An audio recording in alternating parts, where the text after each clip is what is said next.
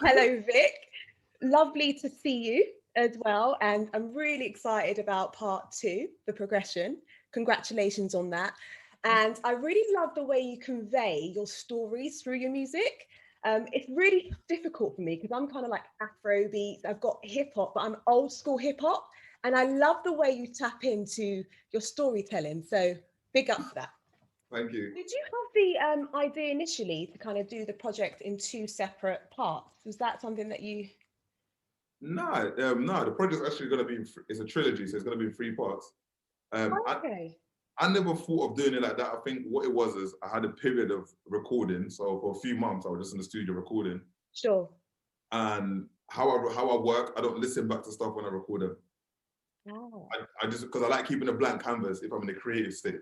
sure. Okay, So I was recording. And so by the time we realized I had like 50 songs, and when we listened back to it, I was telling my story through a lot of the songs. sure. And, and we sort of felt collectively that if we put this, like pick 15 songs with such strong storytelling, Mm, real, tragic and trauma, if we put that one in one, it's too much to digest, especially sure, to an audience that I'm just being introduced to, that don't know who I am. sure, for So, sure. so we decided to separate it into three parts, so 5 songs each part, and then Okay, theme it and allow it so that way we can roll it out and make sure it's more effective.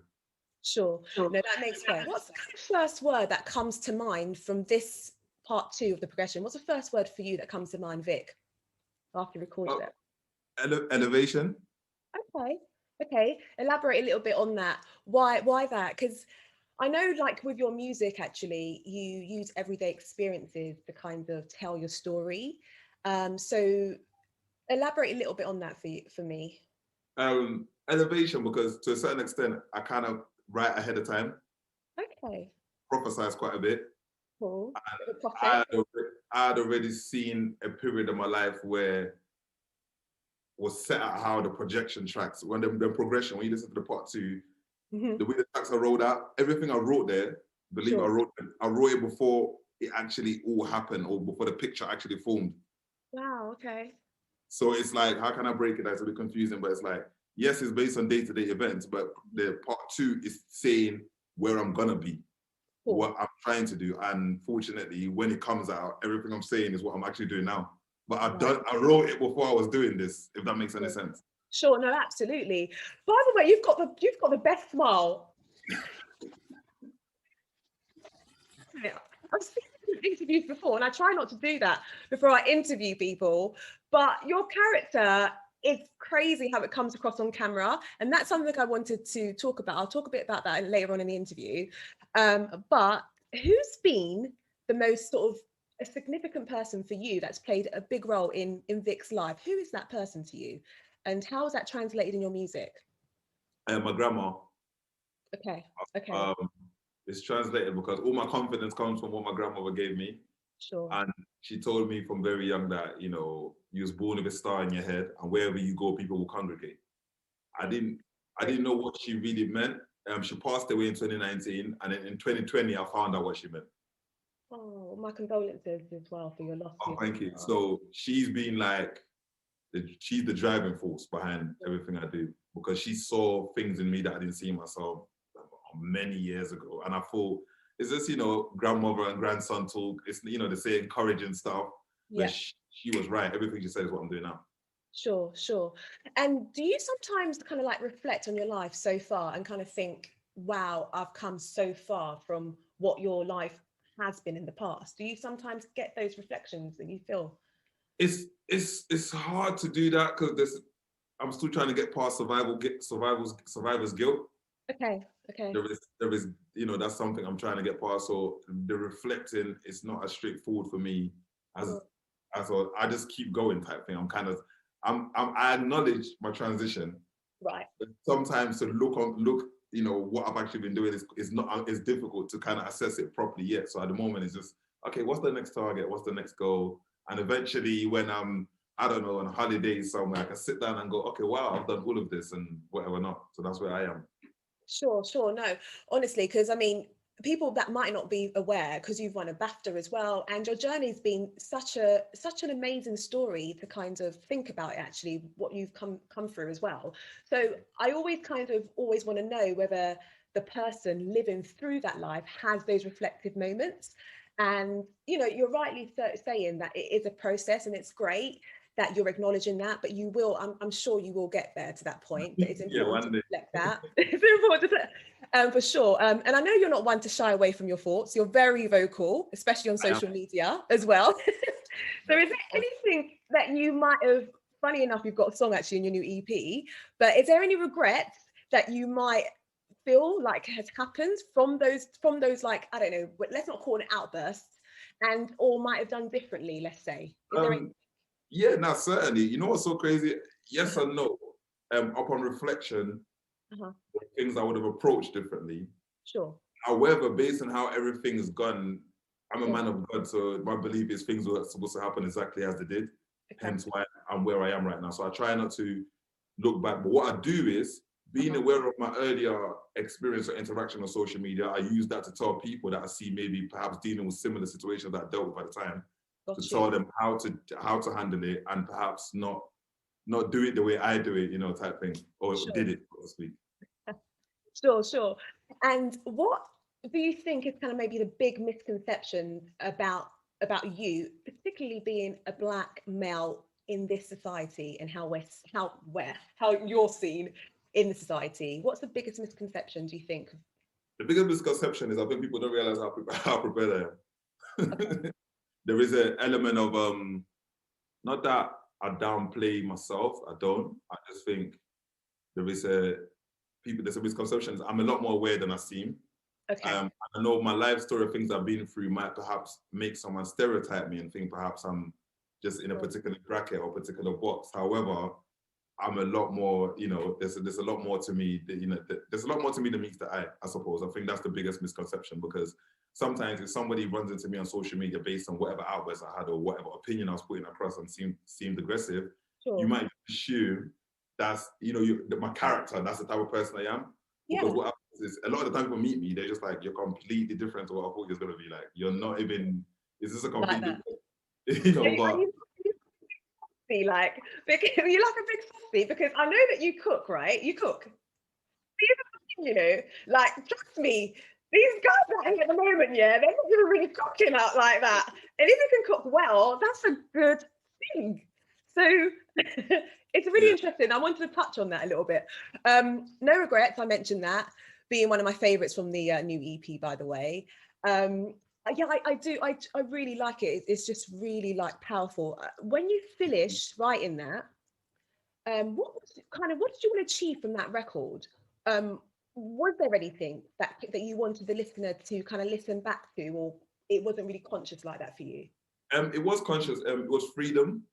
Okay. I felt free after creating that song. It was about, you know, you got to speak things on yourself. You got to speak things upon yourself. You know where you see yourself. And that song was a lot about that. And I think at the time I was perhaps maybe going through a stage where my confidence wasn't all the way there. Okay. And that song was what snapped me out of it. Like, you know, this is where you are now. This is what you're doing. This is the situation. And I have this thing where people, because of everything that's happening now, people always say, oh yeah, well, if you never went to prison, you would have been like the biggest thing. And people say all these crazy things all the time, right? And it's like, I don't have no regrets. Like I said, I'm a man of God, and I believe my life has gone the way it was supposed to go. So no regrets for me. Was about freedom. It made me feel free. Like, this is my path, this is where I'm going, and that's what I'm going to do, God willing. Cool. And I want to touch a little bit back on the part one, Glory Days. My favorites being Heal My Soul and Outcome. It's like, it really kind of hit differently for me. And I know that you say that you've spoken about your past journey and how that's been. So far, what I kind of really want to find out, well, I wanted you to touch on, you spoke about joint enterprise on that record. And I think it's really important that we discuss that, just for people that don't know what that means. So what is that, first off? Joint enterprise is a statute by which you can get charged with an offense, even if you didn't physically commit the offense. They just have to establish that, you know, whoever the corporate was either was with you or knows you, or you're in association with each other enough for them to believe that you may have had the conversation about whatever they were going to do. And how it works is, if you're not able to sort of reveal that conversation or what that other person did, the statute allows them to charge you with it, because the law at the time says like you're protecting the corporate, so you're as guilty as the corporate, which don't actually make sense. Absolutely. I think it's important that we speak about that, because I think it's obviously played a significant role in your life. And it's important that, I think, with that said, can you say, or is there like any message you can give to pass on to the younger listeners, what experiences you've had from that and what they can do maybe differently? Is there anything that you can share with the younger generation from that standpoint?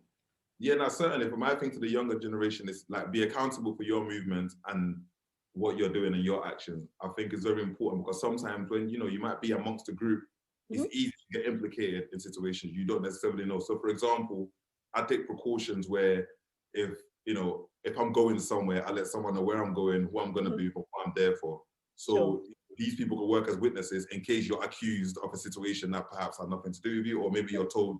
For example, you might, if people don't like doing this, but leaving on your GPS on your phone is so important. Where was you on the night in question? Yeah. You can say, here's my phone. We can verify exactly where I was. Not Joe Blog said I was there. No, we don't have to do none of that. So I track my movements. Sure. So because of that experience, so that nobody can turn around and say, okay, you was here or this. So I make sure that visibility, my awareness of myself is there. So my thing to every young person is like, please just make sure you protect yourself. You can't, if you're somewhere, and even even with joint enterprise, if you're somewhere where something's happening and perhaps you realize, just leave, leave. Don't be, because we come from the place where it's mind your business. So you might see something happening, you might stand there and just look away and think to yourself, oh, it's nothing to do with me. But when the law comes, they're gonna look at, you can get implicated because you saw what was happening and you visibly intercept it to do. That's how they look at it. So my thing to every young person is just your awareness. If you're somewhere something's happening that you don't want to part of, just leave. Don't look at it as, I can't get convicted for it. You can, I did. Absolutely. So just leave. So important. Yeah, just leave. Just the moment it's happening. Nowadays, if I see a fight from standing across the road, I walk straight the other direction. The other way. Oh, come on, tell them things there. Yeah. Done. I'm like, okay, no, nobody's gonna say I didn't even see what happened. I don't want to. Is it like tunnel vision? Yeah. Get it. And I wanted to, one more thing I want to touch on in terms of podcasts. I really can't stand going on in past, but I think it's just for you and your journey. What's been the most difficult part since your transition from being incarcerated, imprisonment, and your road to music, and of course to this point, and being signed to an indie record label? Like, can we just briefly kind of take me through that process? It's my life's a testament. I represent. Amen. I'm the anomaly that proves that statistics are not always what they're supposed to be, or they Tell them again. Facts. Statistics are just numbers and assessment. It's never accurate, and it's never an indicator, because everything I'm doing, my whole thing, I'm taking on the mantle to show every kid in the village that anything's possible. Sure. With work and application and prayers. I believe in that a lot, and I want to, get rid of comfort blankets, because for any young person listening to this right now, I might walk into a meeting room at the BBC at the 7th floor. Sure. I have no fear in that room, because the most they're going to say to me is no. Whereas being on the streets, you could be standing in the wrong corner and just doing at the wrong time and become a casualty. Sure. On the basis of that. So, so for me, it's like, I'm in that place where it's like, if I do it right, I represent, this is bigger than me. This is not just about me. Like the music, the career, it's nothing to do with me. My thing is, I'm just more of a representation. Sure. Channel to people that are coming from the background, or coming from that, we're a lot more powerful than we know. Sure. And I guess like from that till now, as I mentioned, you're signed with big indie. So kind of, I don't know whether that's something that you had wanted to do, but tell me, what's that been like, and how does that look like for you as well as an artist? It's everything. Obviously, I can imagine. Big indie, very very amazing label. It's like a family. Sure. For a kid like me that comes from a broken home and just comes from broken dreams and come from places that nobody really, believes in each other the way they should. The kind of support I've been shown over here made me feel quite at home. And it's something that I wanted to do. And just for any young person listening to this, like, when I thought I should have got signed, or I Sure. thought I'm ready, I didn't get signed to 20 years later. Wow. Okay. Yes, Okay. that's 20 years of holding on to it. I'm supposed to be doing this. This is what I'm supposed to be doing. This is my gift to the world. This is what I'm supposed Yeah. to do it, and Mhm. doing it just for the love of it. I ended up getting signed. Mhm. Can I get a little freestyle gift as well, like with my name Bex in there? Well, 12 o'clock tonight, Glorious Part 2 is out. There's plenty of vocals and then they can listen to. No, that was literally a joke, you know. That was a joke. It would have been nice though, still, but you know, I'm not going to hold you accountable for that one. I'm not at all. But I want to kind of end with a lovely. I always like, because obviously this is a mid-morning fix on Pulse, but it's with myself, Bex, and I always like to do a little spin-off of what you would you rather. So you got like literally two options, 5 Okay. seconds. You can't pass. Well, I hope you don't pass anyway. Okay. So I'm just going to go straight with this one. I saw that this is a New Zealand. So you got Morley's chicken or Sam's chicken. Which one are you going for? Morley's, come on. Morley's, come on, man. I knew you were going to say that. I was going to say that. Okay. Okay. So freestyling or like just going out in a booth, right? Rapping. What's your thing? Freestyling or rapping? Getting your stuff together. Freestyling. Okay. Cool. For the ladies here, I've touched on it a bit. Cooking or taking them out to eat. What are you going to do? Okay, there's nothing. Cool. Love goes into it. The process, the prep. It's a lot more than when I go to restaurants. You know. I go to restaurants. I'm like, did you really put that much love the way I would put it into this? Probably not. Like, so if I cook, I love this. if I cook for somebody, you know, the food don't just. It's not just you feel it in your spirit, in your soul. Oh man, I'm getting hungry already. No, so cooking always. I prefer cooking. Oh, okay. 2-pack or biggie? 2-pack. Cool. Last one. This is a bonus now because I know your roots are Cameroon. You're from Cameroon, right? Yeah. So I've asked this question to someone else who had different roots from both countries. I'm hoping you can just literally end This is the jollof rice question. It's a jollof rice question. And I hope you do the right answer here. So are we gonna go with jollof, Ninja, or Ghanaian jollof rice? How are you not doing this, man?